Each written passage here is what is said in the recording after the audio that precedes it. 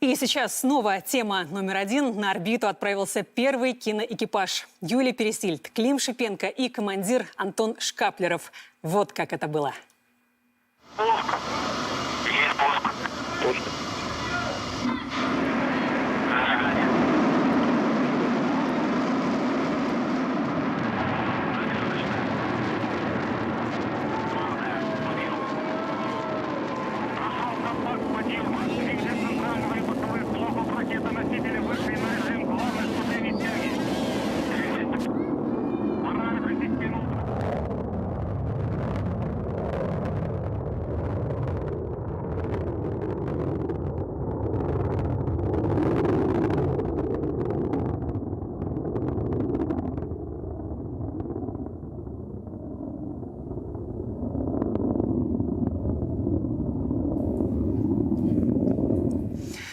Ну а теперь посмотрим на запуск уже через призму нашей виртуальной студии. Ее возможности позволяют проследовать за Союзом с Земли и до самого космоса.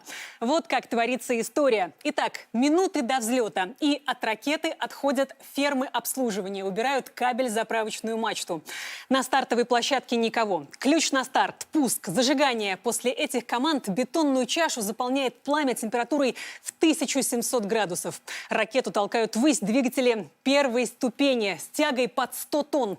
По мере набора вертикальной скорости экипаж испытывает нарастающие перегрузки. Сначала примерно 1,5 G, потом все выше и так до 4. Ну, они к этому готовились. Все рассчитано по секундам. На 113-й отделяется система аварийного спасения. Через 5 секунд отстреливается отработанная первая ступень. Ракета теперь на 44 тонны легче. Высота 80 километров. Еще не космос, но почти. Отделяется головной обтекатель, а затем и вторая ступень. И, наконец, через 9 минут и 200 километров только вверх. Корабль с первым киноэкипажем в истории 1 на 1 с космосом. «Союз» расправляет солнечные батареи. Полет проходит по укороченной схеме, 2 витка вокруг Земли. Расчетное время прибытия на МКС через 3 часа 18 минут после старта. Это всего на четверть часа дольше прошлогоднего рекорда. Корабль причаливает к российскому модулю «Рассвет» в автоматическом режиме. Ну, если понадобится, Антон Шкаплеров, бывалый космонавт, пришвартует «Союз» вручную.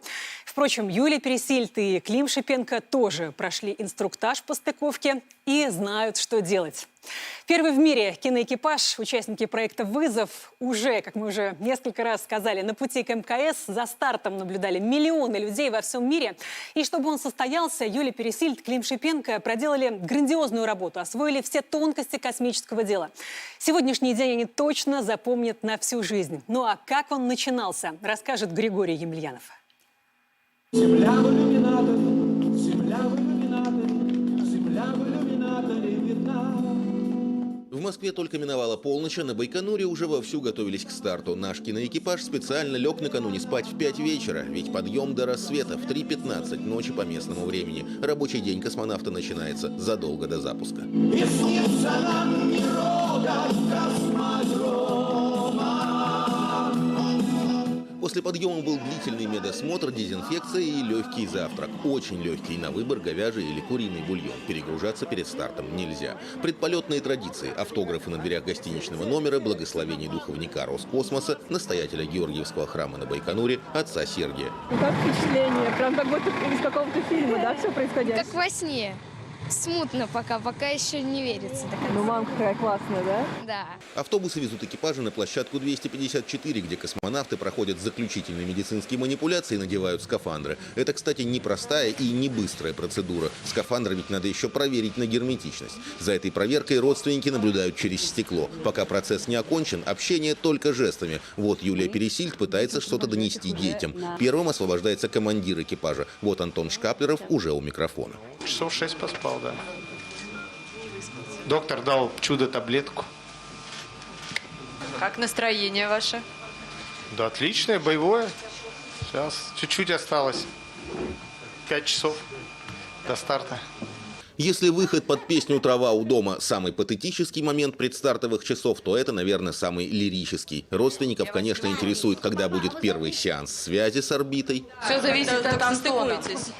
Не, ну Как просто только типа Антон разрешит. А госкомиссию технические детали и настроение экипажа перед ответственным заданием. Метеопрогноз стабильный, ветровые нагрузки в пределах нормы. Сделаем замер еще непосредственно за 2 часа до запуска корабля. Но в целом все штатно. Все, вам успешного выполнения полетного задания. Чтобы все было так, как должно быть. Юль, как ощущения? Ощущение хорошее. Ребятки, мы вас любим, мы с вами. Спасибо. Мы вас тоже любим, очень сильно любим. С 254-й площадки они переезжают на 31-ю, стартовую. Но сначала доклад председателю госкомиссии. Экипаж космического корабля «Союз МС-19» космическому полету готов. Командир экипажа Антон Шкаплер. Доклад принят.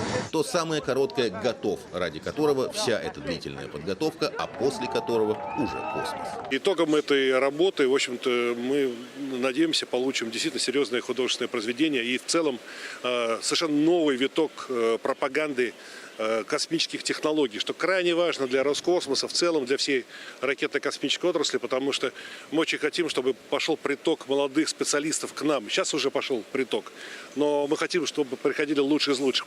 До стартовой площадки добирались около часа. Не потому что так далеко, а потому что по требованиям безопасности двигаться надо медленно, не более 30 км в час. По тем же требованиям безопасности основной и дублирующие экипажи ехали в разных автобусах. Эти 2 часа на площадке – пора самого сильного напряжения нервов, когда время тянется, кажется, бесконечно долго. Когда космонавты уже на борту, а наземные службы проводят финальную подготовку к пуску. И вот, наконец, последние секунды обратного отсчета.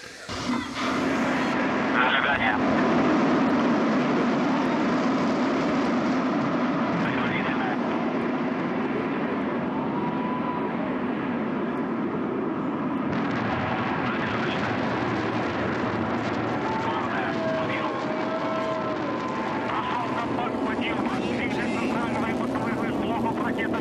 Стыковка с МКС ожидается около 3 часов по Москве. Переход космонавтов на станцию около 5.